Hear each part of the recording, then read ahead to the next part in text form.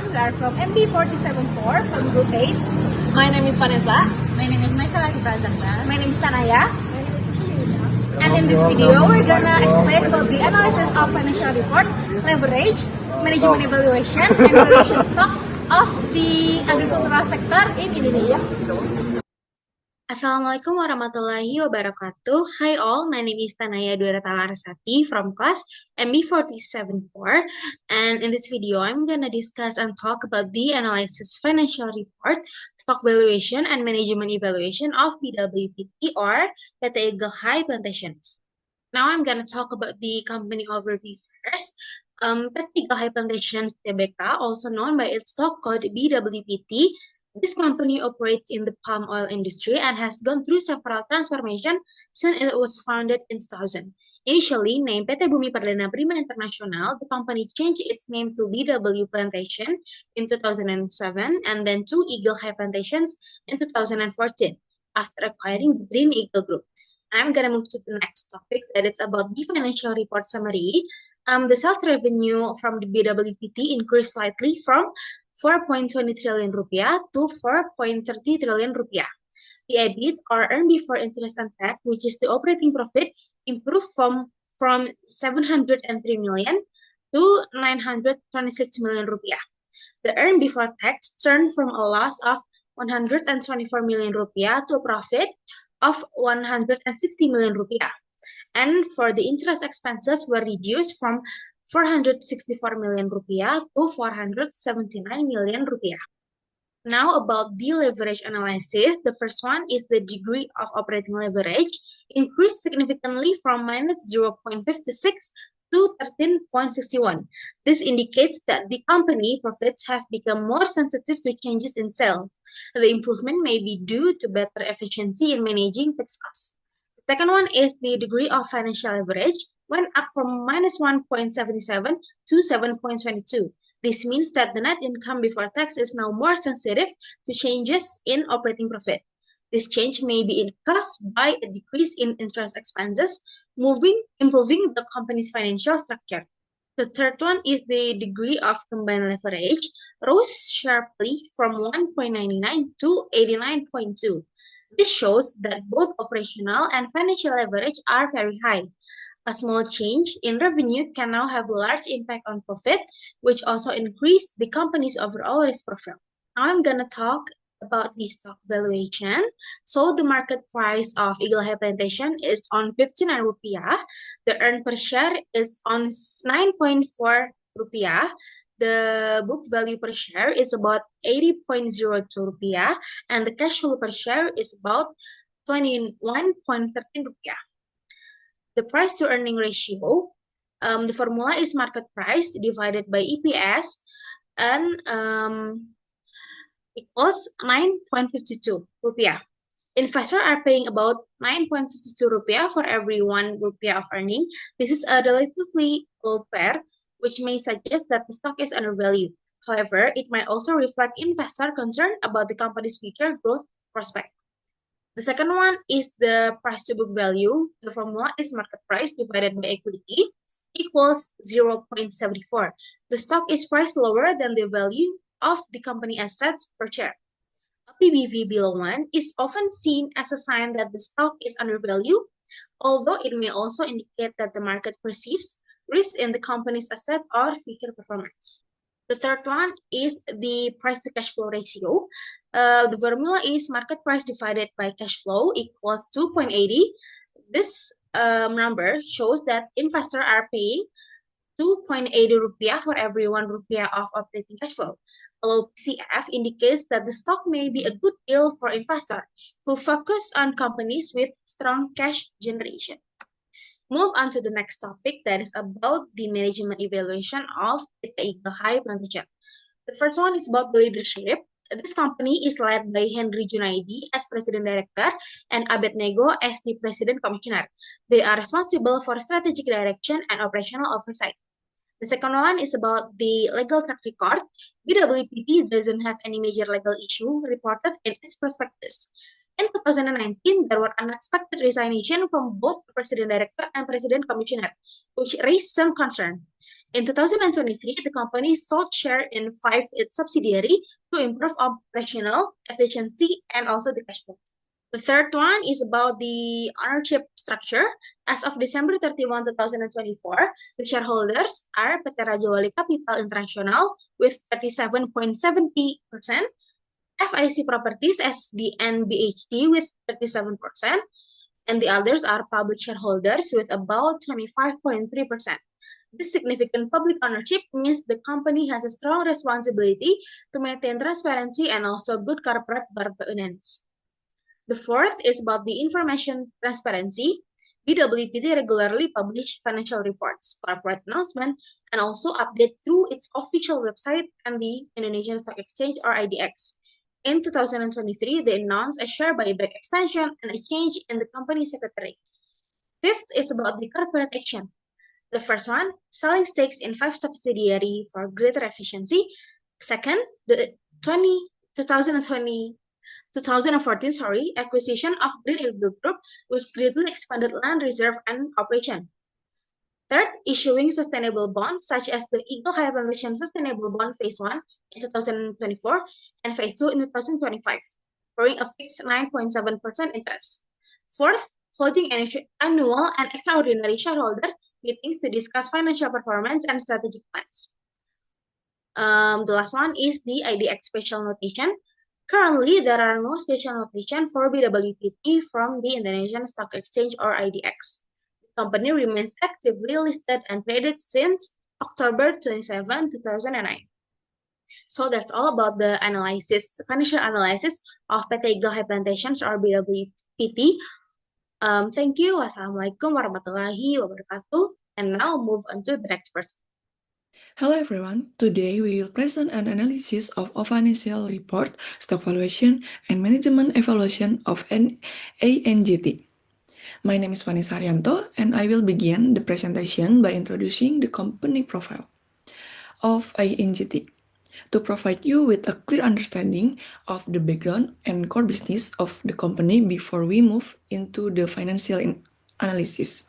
Let me start with a brief company overview of PT Austindo Nusantara Jaya Tbk or ANGT. ANGT is a agribusiness company led by Mr. Lukas Kurniawan as the President Director. It was established on April 16, 1993 under the name PT Austindo Teguh Jaya. Later in 1998, the company officially changed its name to ANGT. Since 2013, ANGT has been listed on the Indonesian Stock Exchange with the stock code ANGT. The company core business is the production and sales of crude palm oil, also known as CPO. In addition, ANGT has diversified into other areas, include sagu, edamame, and renewable energy, making it a more integrated and sustainable agribusiness player. Here are some key points on ANGT's governance and ownership. ANGT consistently publishes annual and sustainability report following GRI and POGK standard, with independent assurance by British Standard Institution. The company ensures transparency through its website and the Indonesian Stock Exchange. In May 2025, First Resource Limited, a Singapore-based agribusiness firm, acquired 91.17% of ANGT shares. The remaining 8.83% is held by the public. This made First Resources the new controlling shareholders. Following the acquisition, the old board resigned and a new management team was appointed. The company also changed in status from domestic investment to foreign investment and conduct a mandatory tender offer as required by OJK. As of the last report, ANGT has no special notation or sanctions from IDX, reflecting good governance and compliance. This slide shows ANGT's degree of operating leverage or DOL. DOL measures the sensitivities of EBIT to change in sales. A high DOL indicates a high proportion of fixed costs by calculating sales minus variable cost divided by earning before interest and tax or EBIT.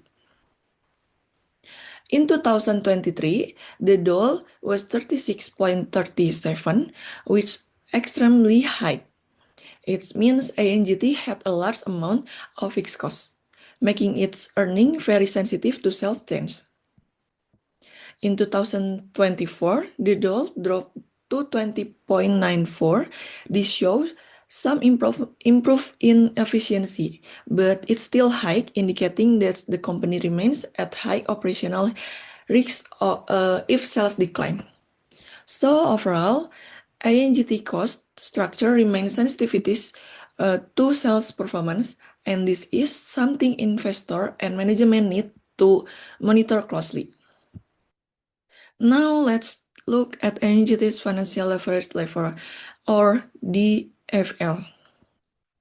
DFL can be calculated by dividing EBIT by EBIT minus interest.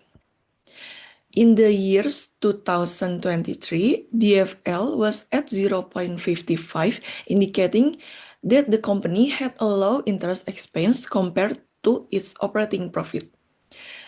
This means that ANGT was not too affected by debt costs. In years 2024, DFL increased slightly to 0.67, but it was still low. This indicates that ANGT continues to maintain strong financial stability with minimal financial risks, indicating low finance risks and a strong ability to absorb EBIT fluctuation. Moving on the combined leverage rate, or DCL. DCL is calculated by subtracting sales from variable costs and dividing EBIT from interest. In 2023, ANGT's DCL was 20.03, reflecting a very high total risk, meaning that even small change in sales can cause large change in net incomes. In 2024, the DCL decreased to 14.03, indicating some improvement in the cost structure of or interest expense. However, this figure still indicates significant overall risk. In this slide, we analyze ANGT's stock valuation. The price-earning ratio is 36.39, showing strong growth expectation from investor. However, the price-to-book value in 0.92, indicating the stock is priced below its book value, which may imply undervalues or concerned about future performance. The price-to-cash flow is 8.29, a moderate level that suggests the stock is reasonably valued from a cash flow perspective. Overall, ANGT presents a mix of optimism and caution. To conclude, our analysis highlights both the strengths and potential risks in ANGT's financial and stock performance. We hope this presentation has provided clear insight to the company position. Thank you for your attention. Hello everyone, I'm Fasha Janisa. Here I will present with the title Analysis Financial Report, Stock Valuation, and Management Evaluation of PT Sawit Sumber Mas Sarana. Okay, the first one, percentage change. Sales equal minus 5.61%. Net profit equal minus 53.65%. And the last EBIT equal minus 52.49%. DOL calculation equal 9.35. High indicates the operating profit is highly sensitive to change in sales. A 1% drop in revenue could lead to a more than 9% decline in EBIT due to the dominance of fixed costs. DFL calculation equal 1.02 low. Reflect financial stability, EBIT change have a nearly proportional effect on net income, indicating low financial risk. DCL calculation equal 9.54, very high. Suggests that net income is extremely vulnerable to sales fluctuation. High fixed costs combined with low efficiency amplify the impact of revenue change on profit. Key drivers of change. First one, dollar sharp increase. Revenue declined without a corresponding reduction in fixed costs, causing a deeper EBIT drop. Rigid cost structure, leasing production costs, particularly fertilizers and logistics, compressed margins, and the last SSMS cost structure has become highly sensitive to sales fluctuation. And next, the fail stable. Interest expense decreased due to the bond repayments easing financial pressure. No significant non-operation costs. The last effective debt management kept financial risk low. And next, DCL surprise, driven mainly by the surge in dollar rather than financial expense, narrowing margin and high fixed cost mode net income highly sensitive to small changes in revenue. SSMS faced elevated profitability risk and must improve operational efficiency to cushion revenue volatility. Ratio price to earnings equal 5.8.2. The company's price to earnings ratio is recorded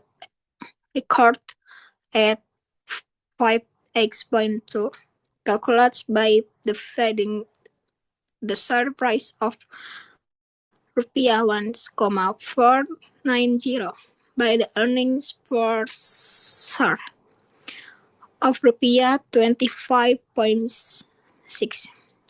This means that investors are willing to pay rupiah 5.2 for every rupiah 1 of the company's earnings. Next, ratio price to book value equal to 0.26.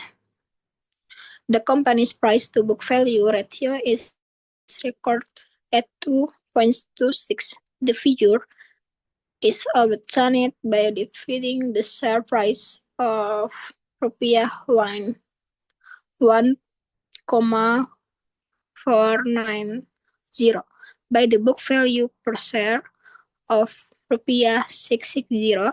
The book value itself is calculated from the total equity of rupiah 6,287,025 divided by the total number of outstanding shares, which amounts to 9,525,000 shares. Ratio price to cash flow equal 12.9. A PCF of 12.9 indicates the investors are willing to pay rupiah 12.9 for every rupiah 1 of cash flow generated from the company's operating activities. This ratio is often used as a benchmark to assess whether a stock price is too expensive or still relative cheap, focusing on cash flow strikes rangers than just net profit. Okay, the last management of review. Background founded is 1995 and based in Central Kalimantan. SSMS is led by seasoned professionals in agribusiness and finance. President Director Job Hartono.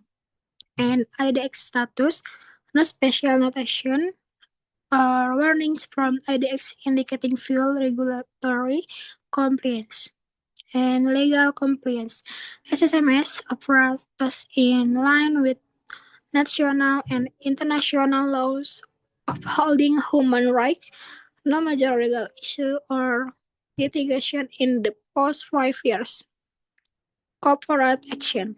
Action include 2023 debt equity recruit and other 450 billion dividend payout in April 2025 from 2024 profit. Controlling shareholder. Majority owned by PT Citra Borneo Indah in 2023, a debt to equity swap with subsidiary PT Citra Borneo Utama Tbk supported vertical integration. And the last, transparency, publishes regular financial, annual, and sustainability reports, strong ESG commitment, and public disclosure. Okay, guys, thank you. Hi everyone, in this video I'll be discussing the financial analysis, stock valuation, and management evaluation of PT Sumber Tani Agung Research. Okay, next. Company overview. PT Sumber Tani Agung Research Tbk was founded in 1970 by Latte Suwito Wijaya. For over 50 years, the company has grown significantly in the palm oil industry with its headquarters based in Medan, North Sumatra. Now let's divide into the leverage analysis. Okay, first is the operating leverage ratio increased from 1.98 to 2.52, indicating improved efficiency in managing fixed costs. Okay. Next, the degree of financial leverage also rose from 1.27 to 1.49, driven by reduced interest expense. Okay. As a result, the degree of combined leverage climbed to 3.75, meaning the company profit have become more sensitive to change in sales. The present greater upside potential, but also high price. Okay. Next is stock valuation. Price to earning ratio is 30.77, meaning investors are willing to pay 30 times the company earning per share, a positive sign, but one that should be compared to the industry average. Okay. Next is price to book value ratio is 1.50, suggesting the market value the company net asset at a premium. Next is price to cash flow ratio of 21.41 show the stock trade at a premium to its operating cash flow, indicating strong market confidence in the company for growth. Next is management valuation. Company profile. PT Sumber Tani Agung Research Tbk or STAA was founded in 1917 and is now one of Indonesia's leading palm oil company.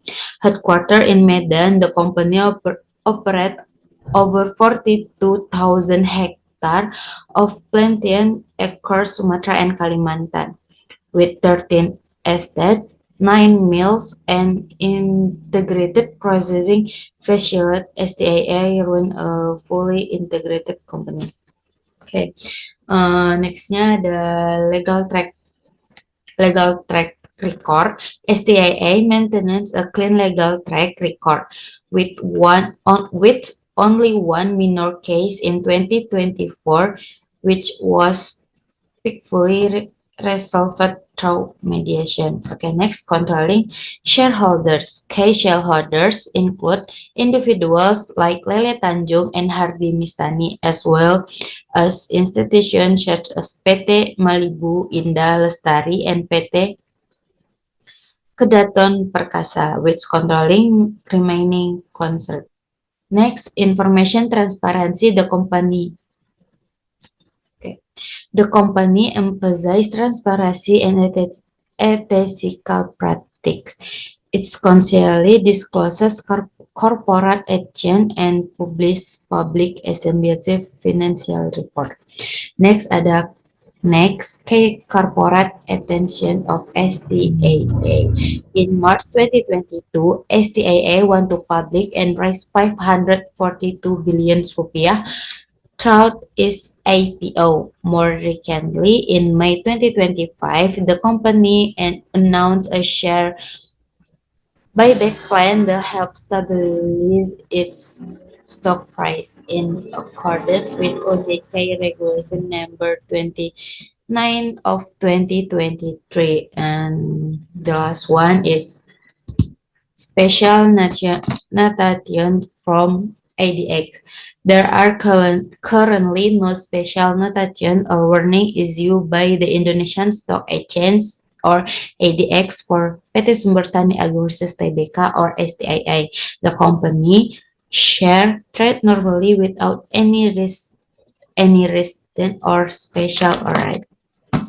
Okay, so that was a brief overview of PT Sumber Tani Agung Research Tbk. Thanks for watching. I'll be sure in the next video.